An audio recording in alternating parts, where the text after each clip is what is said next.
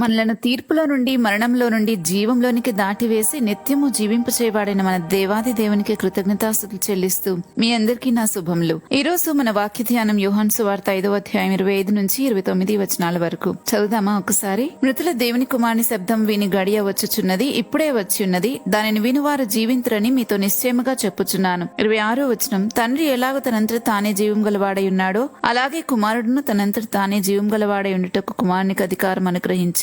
మరియు ఆయన మనుష్య కుమారుడు గనుక తీర్పు తీర్చుటకు తండ్రి అధికారం అనుగ్రహించెను అని 27వ వచనంలోను 28వ వచనంలో, దీనికి ఆశ్చర్యపడకుడి, ఒక కాలం వచ్చుచున్నది, ఆ కాలమున సమాధులలో ఉన్న వారందరూ ఆయన శబ్దము విని మేలు చేసిన వారు జీవ పునరుద్ధానమునకును కీడు చేసిన వారు తీర్పు పునరుద్ధానమునకును బయటికి వచ్చెదరు అని 29వ వచనంలో మనం చదువుతాం.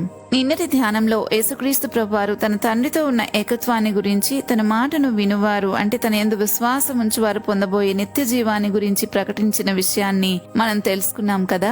ఈ రోజు అదే సందేశాన్ని కొనసాగిస్తూ యోహాను సువార్త 5వ అధ్యాయం 25 నుంచి 29 వచనాల్లో ప్రభు చేసిన ఇంకొన్ని అద్భుతమైన ప్రకటనల గురించి తెలుసుకోబోతున్నాం. దాంట్లో మొదటిగా, మృతులు దేవుని కుమారుని శబ్దము విను గడియ వచ్చుచున్నది, ఇప్పుడే వచ్చి ఉన్నది, దానిని వినువారు జీవింతురు అని ప్రభు ప్రకటించారు. ఇక్కడ ప్రభువు కేవలం శారీరక మరణమును గురించి మాత్రమే మాట్లాడట్లేదు, కానీ పాపముతో మృతమై ఉన్న ఆత్మీయ స్థితిని గురించి మాట్లాడుతా ఉన్నారు. యేసుక్రీస్తు ప్రభు వారి స్వరమును అంటే ఆయన మాటను విని ఆయన యందు విశ్వాసం ఉంచిన వారు ఆత్మలో తిరిగి జీవాన్ని పొందుకుంటారు. అందుకే ఆయన ఇప్పుడే వచ్చి ఉన్నది అని చెప్తున్నారు. ఈ రోజు కూడా, ఈ రోజుకి ఎప్పటికీ కూడా యేసుక్రీస్తు ప్రభు వారి స్వరం వినువారు నూతన జీవాన్ని పొందుకుంటారు. ఒక మనిషి జీవించి ఉన్నాడు అని ఎలా గుర్తుపడతాం? అతని శరీరంలోని మనసు యాక్టివ్ గా ఉన్నప్పుడు, అతడు క్రియలు జరిగిస్తా ఉన్నప్పుడు, శరీర విషయంలో జీవం ఉంది అనటానికి ముఖ్యంగా ఇవే మనం చూస్తాం. అలాగే ఆత్మలో జీవాన్ని పొందుకున్నప్పుడు ఎలా గుర్తుపడతామంటే, అతనిలో ఆత్మానుసారమైన మనసు యాక్టివ్ గా ఉన్నప్పుడు, ఆత్మానుసారమైన క్రియలు జరిగిస్తున్నప్పుడు, దానినే ఆత్మఫలం అంటుంది బైబిల్. ఆత్మఫలాలు ఫలిస్తూ ఉన్నప్పుడు మనం గుర్తుపడతాం అతని ఆత్మ తిరిగి జన్మించింది, తిరిగి జీవాన్ని పొందుకుంది అని గుర్తుపట్టగలుగుతాం. ఇలా తిరిగి ప్రాణం పోసుకున్న ఆత్మ దేవుని విషయాలలో ఇంతకు ముందు ఆసక్తి లేనివాడు కూడా ఇప్పుడు దేవుని చిత్తాన్ని తెలుసుకోవటానికి కోరుకుంటారు. ప్రార్థన, వాక్య ధ్యానం, ఆరాధన, పరిశుద్ధత యందు రోజు రోజుకి వృద్ధి చెందాలని కోరుకుంటారు. ఎందుకంటే దేవుని జీవం అతనిలో పనిచేయడం ప్రారంభిస్తుంది కాబట్టి. యేసుక్రీస్తు యొక్క స్వరాన్ని విని జీవాన్ని పొందిన వ్యక్తి జీవితంలో అన్ని మార్పు చెందుతాయి. ఆలోచనలు మారుతాయి, కోరికలు మారుతాయి, క్రియలు మారుతాయి, ఆత్మఫలాలు కనబడతాయి. సో దేవుని యొక్క జీవాన్ని పొందుకున్నాము అని ఒక వ్యక్తిని గుర్తించాలి అని అంటే ముఖ్యంగా మనం చూసేది ఆత్మఫలం. ఆత్మానుసారమైన మనస్సుతో ఆ వ్యక్తి నడిపించబడతాడు.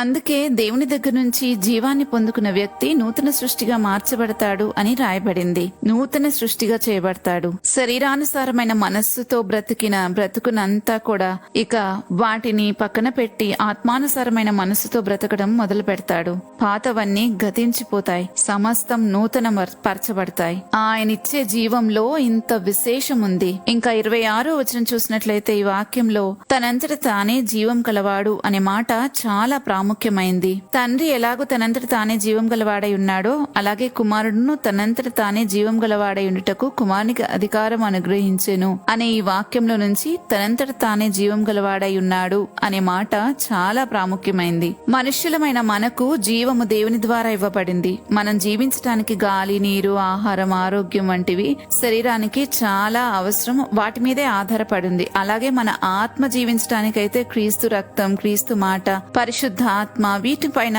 ఆధారపడి ఉన్నాం. కానీ దేవుడైతే ఆయనే జీవానికి మూలం, ఆయనే ఆధారం, ఆయనే ఉత్పత్తిదారుడు, జీవాన్ని ఉత్పత్తి చేసేవాడు. అందుకే ఆయనను జీవం గల దేవుడు అని పిలుస్తుంది బైబిల్. నీ ఆత్మను తిరిగి జీవింప చేసేవాడు గనుకనే ఆయన జీవం గల దేవుడయ్యాడు. ఆయన మాట్లాడేవాడు, ఆయన మనతో సహవాసం చేసేవాడు, ఆయన మనతో కలిసి ఉండేవాడు. అందుకే జీవము గల దేవుడు అని పిలవటానికి ఏ మాత్రము సంకోచించం. యేసుక్రీస్తుని గురించి మాట్లాడుతున్నప్పుడు తండ్రి ఎలాగూ స్వతంత్ర జీవాన్ని కలిగి ఉన్నాడో అలాగే కుమారుడు కూడా జీవమునకు మూలాధారుడై ఉండడానికి అధికారము పొందెను అని అక్కడ యేసుప్రభు వారే చెప్తున్నారు. అంటే ఇక్కడ మనం అర్థం చేసుకోవాలి, అన్ని చోట్ల యేసుప్రభు తనను తాను పరిపూర్ణ దేవునిగా పరిపూర్ణ మానవునిగా తెలియచేసుకుంటున్నారు. అందుకే తనకు అధికారం అనుగ్రహించెను అని చెప్తున్నారు. నిజానికి ఆయన కూడా సమాన అధికారం కలిగిన వాడైనప్పటికీ కూడా భూమి మీద ఉన్నందుకు, మానవతారిగా ఉన్నందుకు ఆయన నాకు అధికారం అనుగ్రహించెను అని చెప్తున్నారు. ఇంకా ఆయన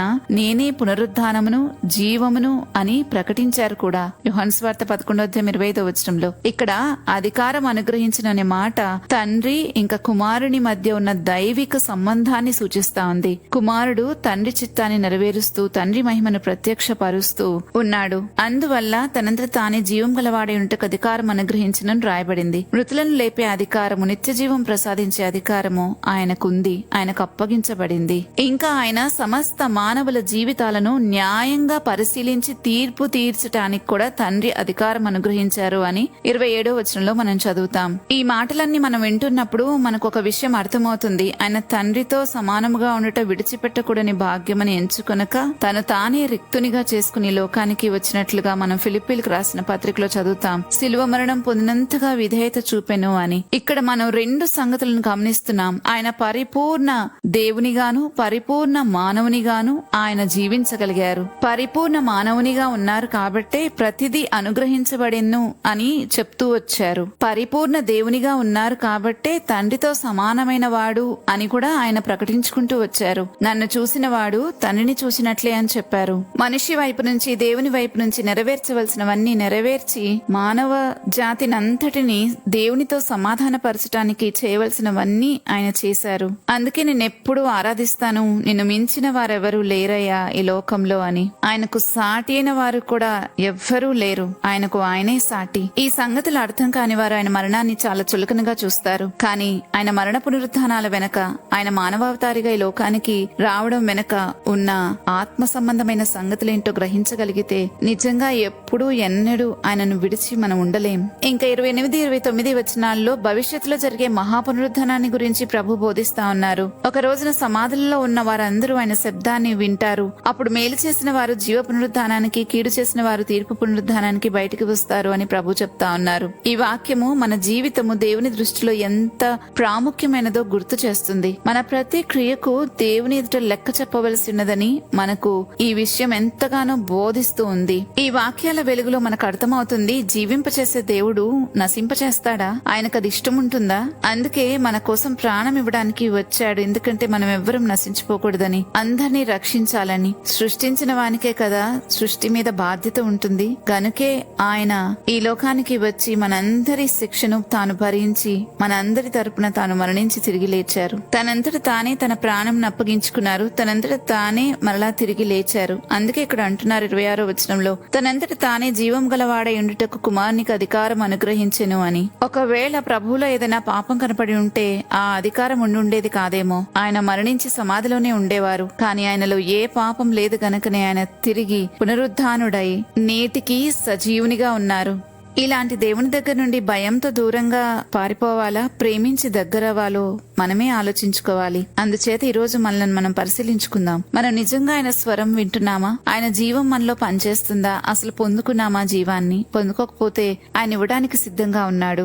మనం ఎందుకు ఆలస్యం చేయాలి? మన జీవితంలో ఒకవేళ పొందుకుంటే ఆత్మఫలాలు కనబడుతున్నాయా? జీవాన్ని ప్రసాదించే ప్రభువుకు మన హృదయాలను సమర్పించి రానున్న పునరుద్ధాన దినమున జీవ పునరుద్ధానంలో భాగస్థులం అవటానికి విశ్వాసంతో నిలకడగా ఉందాం. ప్రార్థన చేసుకుందాం. మమ్మల్ని మరణంలో నుంచి, తీర్పులో నుంచి జీవంలోనికి దాటివేసిన మా ప్రభువా, నీకే స్తోత్రాలు చెల్లిస్తున్నాం. ఈ రోజు మీ వాక్యం ద్వారా మాతో మాట్లాడినందుకు మీకు వందనాలు. యేసుక్రీస్తు ప్రభువారి ద్వారా మాకు నిత్య జీవ నిరీక్షణ అనుగ్రహించినందుకే మీకు స్తుతులు చెల్లిస్తూ ఉన్నాం. నీ స్వరాన్ని వినే చెవులు, నీ చిత్తాన్ని గ్రహించే హృదయం మాకు దయచేయమని వేడుకుంటున్నాం. మా జీవితాలలో నీ జీవాన్ని మేము సమృద్ధిగా పొందుకునేటట్లుగా మాకు సహాయం చేయమని, మా ఆలోచనలు, కోరికలు, క్రియలు నీకు ఇష్టమైనవిగా మారునట్లు పరిశుద్ధాత్మ నడిపింపుని మాకు దయచేయమని వేడుకుంటూ ఉన్నాం. మా జీవితాల్లో ప్రేమ, సంతోషం, సంతోషం, సమాధానం, ఆత్మఫలం సమృద్ధిగా మేము ఫలించుటకు సహాయం చేయండి. తీర్పు దినాన భయపడే వారంగా కాక నీ కృపయందు నిలిచిన వారంగా జీవ పునరుద్ధానంలో పాలు పొందటానికి మమ్మల్ని మీరు కాపాడమని వేడుకుంటున్నాను. నిన్ను ఇంకా ప్రేమించటానికి, మరింత దగ్గరవడానికి, నీ చిత్తంలో నడవటానికి మాకు సహాయం చేయండి. ఈ మనలన్నీ మా ప్రభువును రక్షకుడైన యేసుక్రీస్తు నామంలో వేడుకుంటున్నాము తండ్రి. ఆమెన్. మరుసటి ధ్యానంలో మరలా తిరిగి కలుద్దాం. అంతవరకు దైవాశీస్సులు. ఆమెన్.